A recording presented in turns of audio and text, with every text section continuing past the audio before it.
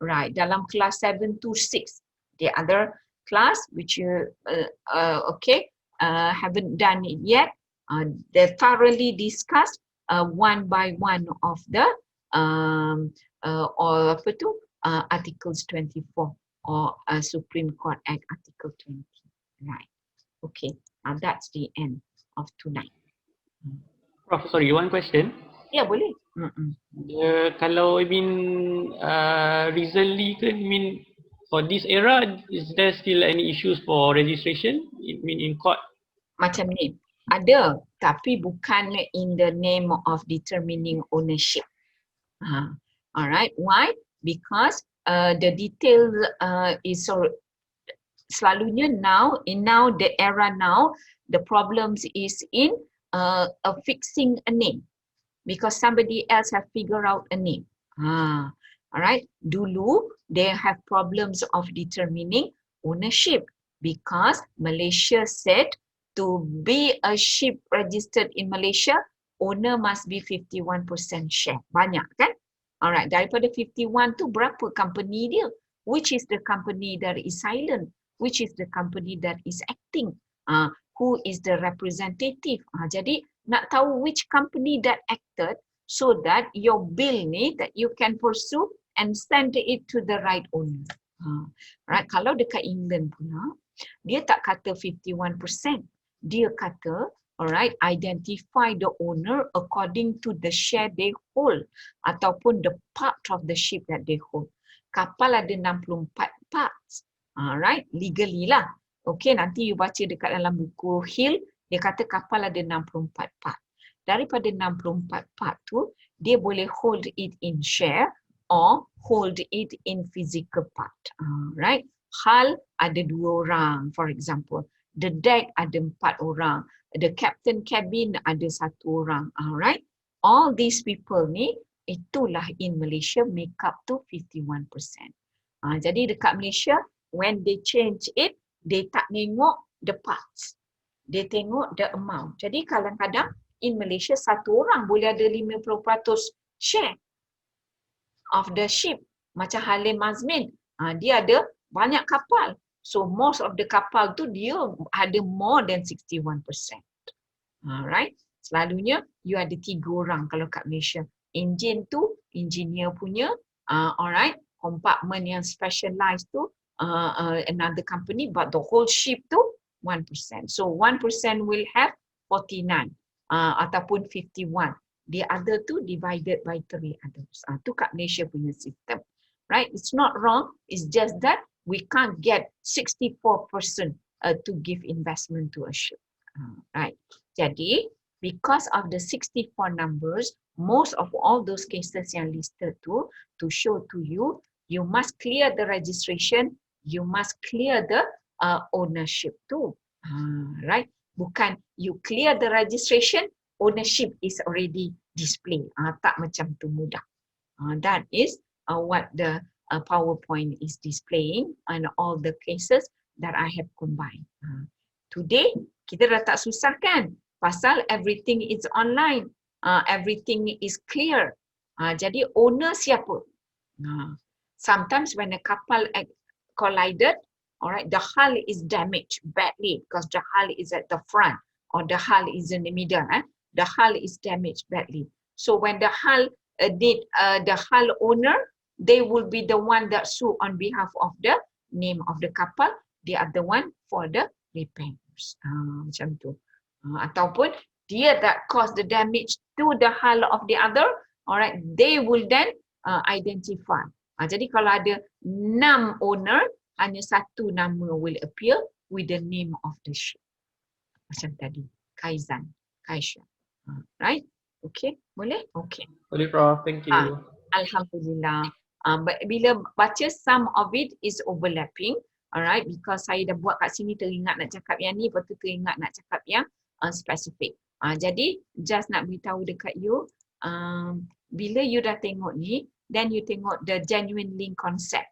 This PowerPoint ni, alright, is actually a simplified version. Saya dah buang-buang dia on the articles by Alex tadi. By Alex. Alright, okay. So kalau you dah baca articles tu in detail, you want a summary dia, you boleh tengok kat sini. I just summarizekan saja the genuine link over here, so that you can get it. And then I in fact give you a question listing for vessel registration. This question is the standard tau. Kalau you tengok other practical lawyers, every time before dia nak register ke apa, these are the things.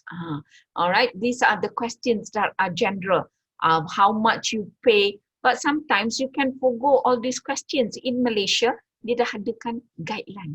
Tadi dah bagi kan? The guideline tu dah cukup. But in other countries, you can use the guideline. Saya ada satu je student lama zaman dulu kala, dah lebih kurang macam umum, mak you kot. I nenek you.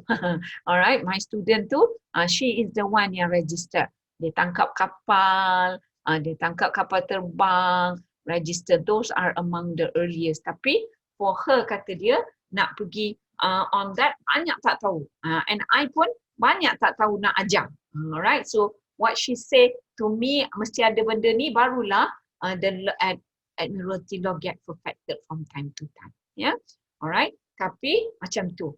Since I dah dapatkan the guideline of registration, then you don't need this type of questions every time you want to register. Only you need to know the legislation lah of that country kalau you nak register. Mana tahu satu hari you are lucky, some rich Malaysian buy a ship from judicial sale in Italy. You get to go there, alright? Kan? Duduk kat situ, belajar, alright? Of course, everything is fully paid if they want you to register. Or they can take a shortcut. They take the Italian lawyer to register for. But then, sometimes we want the flag of Malaysian. Malaysian are always in love with Malaysia, kan? Alright, jadi nak juga flag Malaysia. So ambil semua kapal tu, register dekat Malaysia. Kapal must be in Malaysia, tak payah. Kapal is still in Italy, all the documents, prepare, go to Malaysia, register it, dah dapat semua, barulah pergi dekat kapal, fly the flag of Malaysia saja, and release it to the water, to sail. Boleh. Kadang-kadang tak balik rumah Malaysia pun for 50 years. Alright, okay. Terus being chartered by another company. On charter voyage or on time. Of course, if the ship is already coming out from judicial sale, tak adalah charter party barefoot. Kan? Sebab dia dah ada macam-macam. Right? Okay.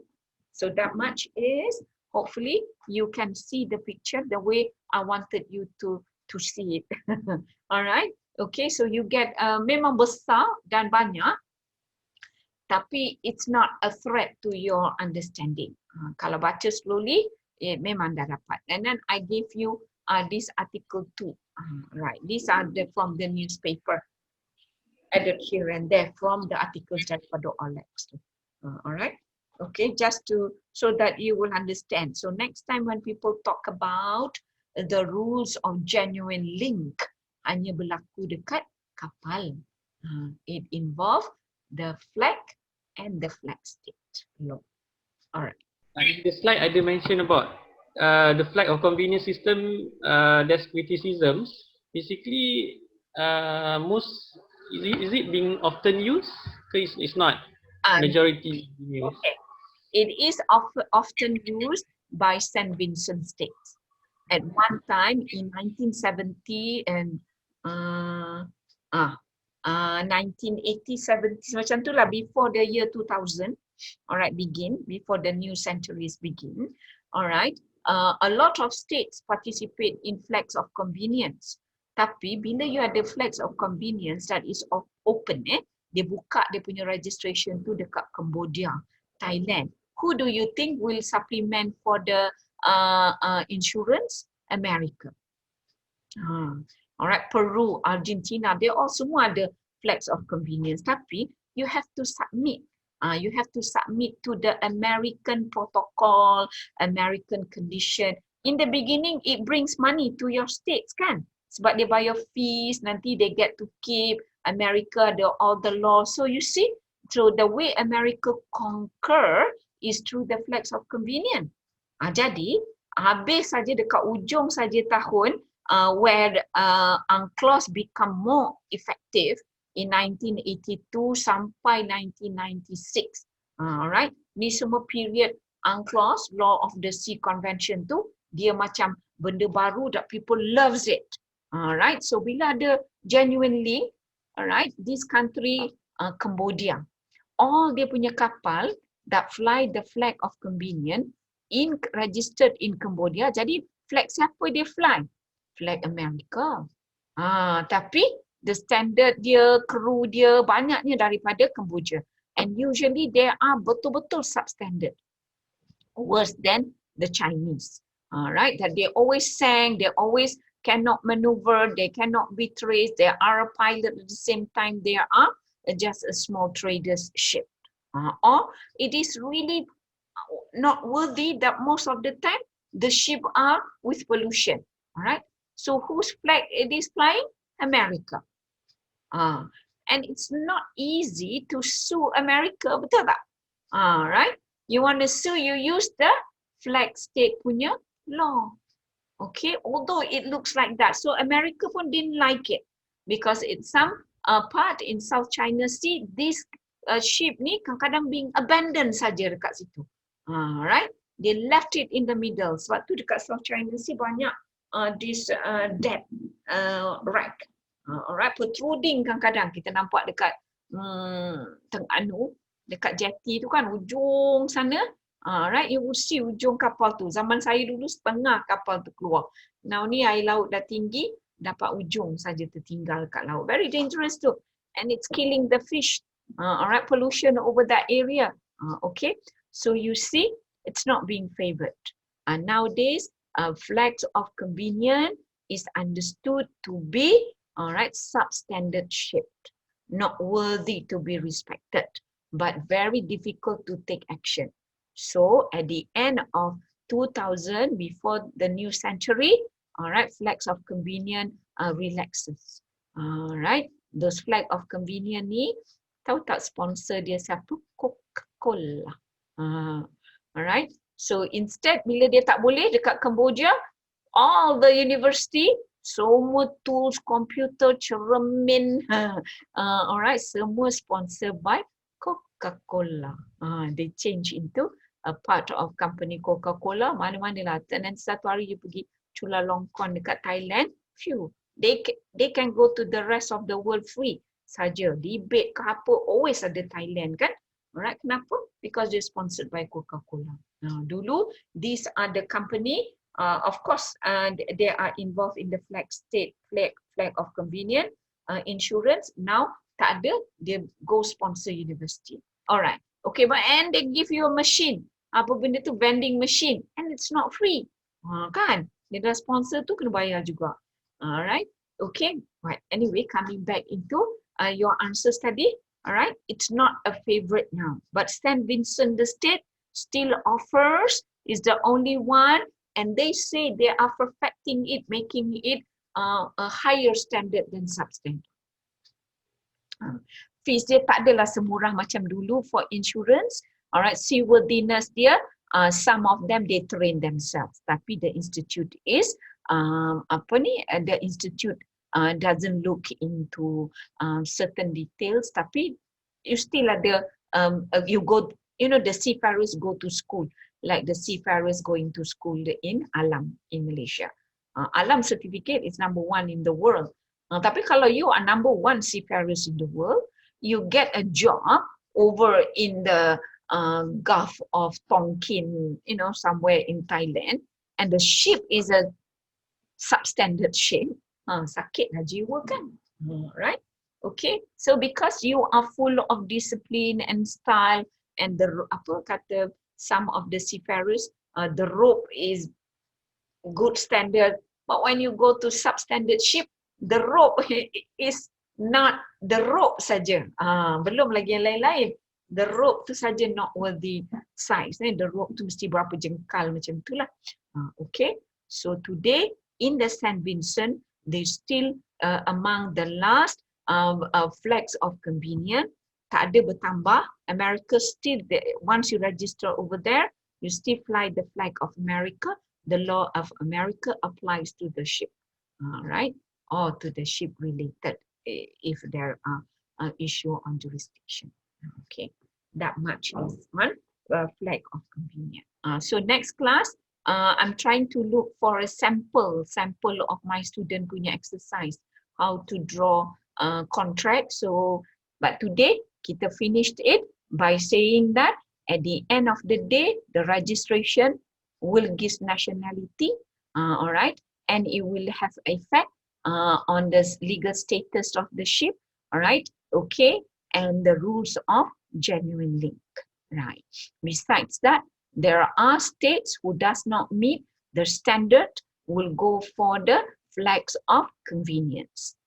In some country, flags of convenience is protected by the legislation, but then flags of convenience usually the flag that you fly because of your registration is not the flag of the state, tapi the flag of the sponsored state. Itu yang flag America register dekat Saint Vincent. Alright, okay. Now, in order to have the ship registered, alright, to give it nationality and legal personality, alright, okay, to give it identity, they must in the registration meet with all the documents and the requirements. The document, some in the practice aspect, some is required because it is mentioned in the legislation. So knowing this basic saja enough for you. If you were offered to register a ship bought by Malaysia overseas, all right, okay, you go, and before you go, kena nombor satu apa?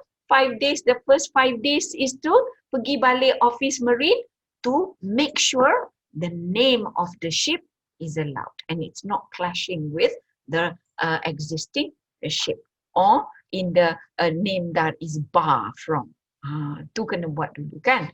Alright, okay, try. Mana tahu one day, one of these days, you have the opportunity to register ship that physically the ship is in a different country, you register in Malaysia. Okay, right. Banyak Malaysia dah boleh mampu beli kapal. Right. Okay.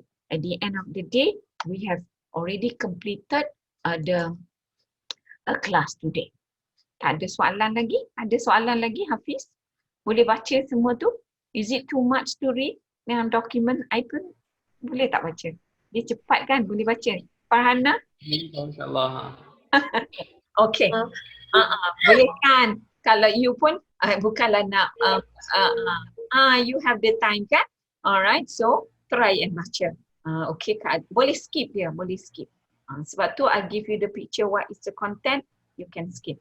But then the best is you baca all this, pergi baca dekat buku Christopher Hill. See what Christopher talks about on the registration and